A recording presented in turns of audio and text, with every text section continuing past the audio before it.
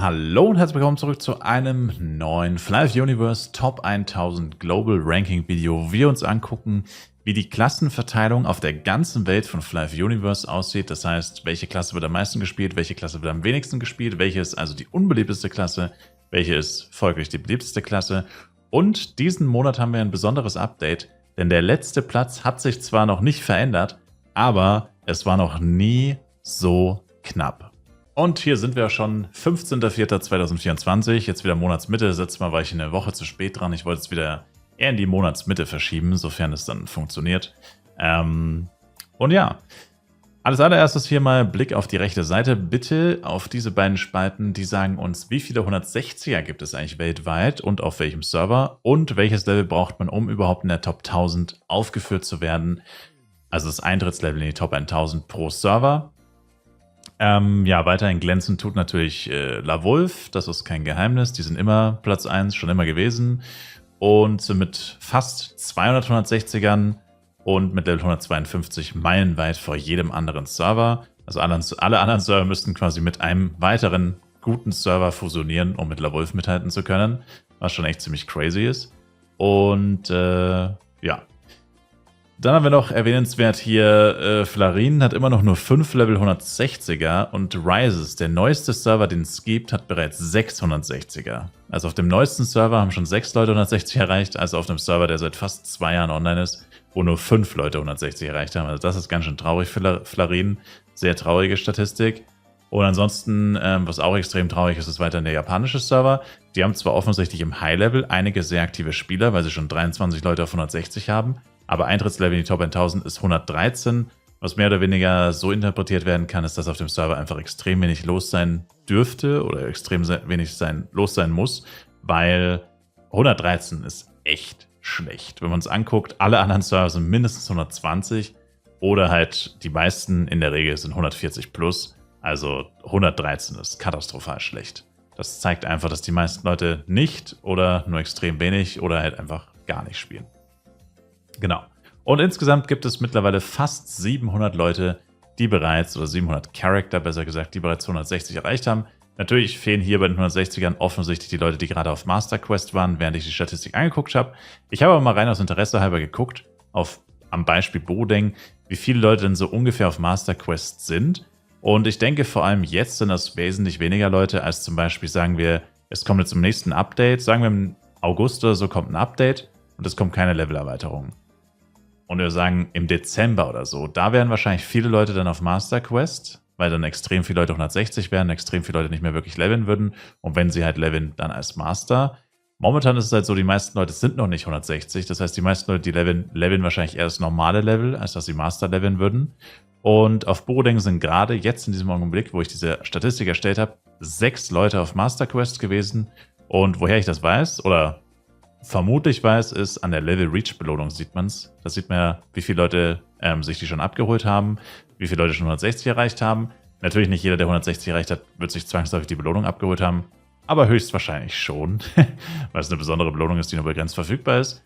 Und diese Belohnung ist auf Bodeng jetzt halt nur noch ein paar Mal da und entsprechend kann man halt quasi einfach diese Zahl minus die Level Reach Belohnung abziehen. Und da kommen wir dann auf 93 und das bedeutet, aktuell sind 7 Leute auf Master Quest und das ist schon ziemlich wenig, muss man sagen. Also, das heißt, in der Regel kann man sagen, diese Zahlen hier alle, ja, maximal 10%, eher weniger wahrscheinlich 5 bis 10%. Also, ja, macht keinen gigantischen Unterschied. Und da die Zahl ja immer fehlt, das ist ja jedes Mal das Gleiche, kann man jetzt sagen, na gut, kann man halt einfach plus 10% im Endeffekt rechnen, aber ist halt eine Dunkelziffer, die man nie genau feststellen kann, weil die Master Quest aus den Top 1000 leider nicht rausgerechnet wird. Und ja, dann gucken wir doch mal auf die linke Seite. Und ich würde tatsächlich fast sagen, dass wir mit der Verteilung anfangen.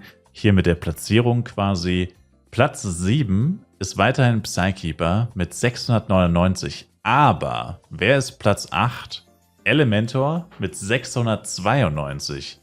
Und das heißt, wenn jetzt noch 8 Elementoren dazukommen oder 8 Psykeeper verschwinden aus dem Ranking, dann ist Elementor offiziell wieder nicht mehr die unbeliebteste Klasse, sondern der gute alte Psykeeper wäre wieder letzter. Was er schon mal war, er war sehr lange letzter.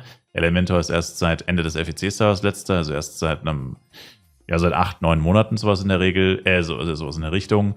Und das heißt, es könnte sich eventuell bald wieder zugunsten des Elementors verändern. Und ja, das ist eigentlich die einzige großartige Änderung in dem Ranking, oder das heißt Änderung, aber ja, bemerkenswert. Wer noch relativ nah beieinander ist, sind Billposter und Knight mit 70, also dafür, dass halt beide im 900er-Bereich sind. Und Jester hier auf Platz 6 wäre auch mit 753, zumindest in der Reichweite von Psykeeper und Elementor, wenn die jeweils einen Boost bekommen würden oder wenn Jester an Beliebtheit verlieren würde. Wie hat sich generell die Beliebtheit verändert? Also Ringmaster haben wir zum Glück 45 verloren, das ist gut. Psykeeper 10, Jester 12 und Billposter haben dazu gewonnen 26, Elementoren 21, 5 Blades, 4 Ranger und 11 Knights. Und man kann relativ einfach sagen, zumindest bei der Veränderung Ringmaster und hier rechts bei den ganzen Plussen, ist es so, dass es höchstwahrscheinlich von Rises kommt. Ja, Rises ist momentan der Server, der die größten Veränderungen noch durchmacht. Eintrittslevel in die Top 1000 ist relativ niedrig. Es ist der neueste Server, erst seit ein paar Monaten am Start. Und die haben hier einfach die größten Sprünge, sag ich mal. Ja, also da kann sich noch so viel ändern. Theoretisch, wenn jetzt jemand 8 Blades leveln würde, na gut, 8 ist vielleicht ein bisschen... Aber ihr versteht, was ich meine, wenn jetzt jemand 8 Chart-Taktik macht und zum Beispiel eine einzelne Klasse richtig hoch pusht, der kann halt alleine das Ranking quasi stark beeinflussen. Und es wird auch jeden Monat hier einfach Sprünge geben, die es auf den anderen Servern so gar nicht wirklich geben kann. Weil zum Beispiel, wenn man sich jetzt LaWolf anguckt, 152 Eintrittslevel in den Top 1000. Das heißt, die Leute, die in den Top 1000 sind, oder halt die Leute, die auch kurz davor sind, die waren wahrscheinlich schon mal drin oder die sind irgendwie in dem Ranking wahrscheinlich schon mal irgendwie vorgekommen. Und auch die Klassenverteilung dort wird einfach variieren. Das heißt, ja, dann kommen halt mal 3 Blades, 2 Ranger, ein Knight dazu. Und im nächsten Monat fliegen die aber auch wieder raus oder so. Also da wird sich nie so krass viel tun, wie auf einem Server, wo es noch relativ einfach ist, wo man da relativ stark beeinflussen kann. Das gleiche geht natürlich auch für die Server hier. Unten theoretisch auf dem japanischen Server ist das gleiche, 8 Chart-Taktik, wenn jemand jetzt 8 Charts zeitgleich leveln würde und sich entscheiden würde, okay, levelt mit einem Elementor und einem Ringmaster und zieht zeitgleich 6 Blades hoch zum Beispiel. Was nicht wirklich viel Sinn ergeben würde, ich meine nur als Beispiel, ja, dann könnte er auch da hier sehr viel beeinflussen. Also da haben wir momentan noch das Problem, dass wir halt noch ein paar Server haben, die ja so ein bisschen, ja, das Ganze verfälschen, beziehungsweise Rises vor allem, bis sich das mal ein bisschen gefestigt hat. Dann können wir da wieder ein bisschen verlässlicher die Zahlen auslesen, ohne dass sich da jeden Monat so drastisch was ändern kann. Wird es wahrscheinlich auch nicht mehr lange dauern. Man sieht es ja hier, Level 160 und 125 für die Top 1000. Da wird sich jetzt bald nicht mehr so viel tun. Vielleicht 2 Monate, würde ich sagen. Dann müssten sie auf dem Niveau, was eh schon crazy ist, von allen anderen Servern, die so im Mittelfeld sind, wie zum Beispiel Borodeng, Totemia, Mashboy, angekommen sein. Oder naja, gut, sagen wir 3, 4 Monate vielleicht. Und dann wird da auch nicht mehr so viel Bewegung drinnen sein. Und was tatsächlich das erste Mal so ist, seit einer Ewigkeit, ist, wir haben keine Doppelten. Also wir hatten in den letzten Malen immer irgendwie zweimal niedrigste Psykeeper, zweimal niedrigste Billposter, zweimal höchste Blades, whatever. Naja gut, höchste Blades nicht, aber ihr wisst, was ich meine. Diesen Monat haben wir quasi alles nur einmal. Also niedrigsten Ringmaster auf LaWolf, die höchsten auf Rises. Niedrigste Psykeeper auf Rises, höchste Psykeeper auf Totemia und so weiter. Also wir haben hier überall nur einmal einen Server, der quasi führt. Und Borodeng bekommt natürlich wieder besondere Aufmerksamkeit von mir. Wie sieht es hier aus? Ja, weiterhin niedrigste Knights und Ranger bin ich mir tatsächlich gar nicht mehr sicher. Doch, hatten wir letztes Mal auch die wenigsten. Also wir haben weiterhin die wenigsten Ranger und die wenigsten Knight auf der ganzen Welt auf unserem Server. Was, ja, nach wie vor echt faszinierend ist. Vor allem Ranger, weil wir mit Ranger, am Anfang hatten wir einen echten Ranger-Hype auf Borodeng. Ich selber habe ja auch Ranger gespielt. Aber der ist wirklich vollkommen verflogen. Es ist natürlich nicht so, dass wir gar keine Ranger haben. Wir sind jetzt nur 4 zum Beispiel behind hinter dem japanischen Server oder so. Aber es ist trotzdem schon irgendwie erstaunlich, dass Ranger und Knight, also 2 in Anführungszeichen, ja schon, sag ich mal, auf jeden Fall, also Knight definitiv eine mittelmäßige Klasse und Ranger ist schon eine beliebte Klasse, dass wir da auf Borodeng die so schlecht in Anführungszeichen vertreten. Genau, das ist ein bisschen schade. Und sonst würde ich sagen, ist eigentlich nichts wirklich Bemerkenswertes, was man noch so eingehen könnte. Na gut, vielleicht hier die Abweichung bei Rises, um das mal zu erklären. Wie kann es sein, dass es auf Rises nur zum Beispiel 39 Psyche gibt und hier 90 oder nur 58 Bildposter und auf einen anderen Server eigentlich viel mehr, abgesehen vom Taiwan-Server vielleicht. Das liegt einfach daran, dass das, was ich vorhin schon gesagt habe, die haben momentan noch sehr viele Ringmaster, weil der Server noch so neu ist in den Top 1000. Und es wird sich jeden Monat jetzt noch viel bewegen. Das heißt, viele doppelte Chars, also viele Ringmaster von High-Level-Spielern, sind jetzt halt relativ hoch im Ranking, weil sie mitgelevelt haben, aber die werden halt überholt von Main-Charaktern anderer Leute, die vielleicht ein bisschen später gestartet sind, die Free-to-Play spielen, die einfach langsamer spielen, die sich mehr aufs Farmen konzentriert haben oder whatever. Und das heißt, wir verlieren jetzt wahrscheinlich jeden Monat sehr viele Ringmaster aus dem Ranking, wahrscheinlich immer so zwischen 20 und 50. Wie gesagt, noch so bis zu 3-4 Monate wahrscheinlich, würde ich schätzen. Also hoffentlich, das kann man auch nur sagen, so viele Ringmaster wie rausfliegen, oder je mehr Ringmaster rausfliegen, desto besser, weil je weniger Ringmaster hier drin sind, desto weniger verfälscht ist diese Statistik, weil man dann wirklich sieht, was die Leute auch wirklich als Main Character spielen. Und deswegen ist es wichtig, dass die Ringmaster auch möglichst wenig vertreten sind, was schwierig ist bei fast 4.000 von 11.000, aber egal.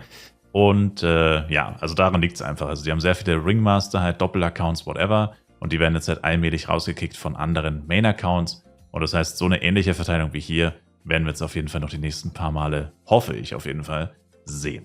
Also wenn das hier stoppt, wenn die Ringmaster nicht mehr abnehmen und die anderen nicht mehr zunehmen, dann heißt das quasi, Rise ist an den Punkt angekommen, wo die aktiven Spieler alle oben angekommen sind und nicht mehr so viel nachkommen wird an neuen Spielern oder whatever.